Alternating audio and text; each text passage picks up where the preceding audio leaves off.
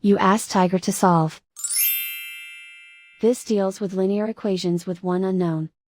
The final result is x equals 6. Let's solve it step by step. Simplify the expression. Expand the parentheses. Simplify the arithmetic. Swap sides.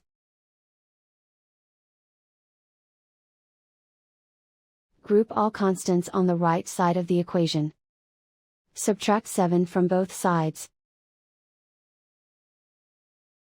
Simplify the arithmetic.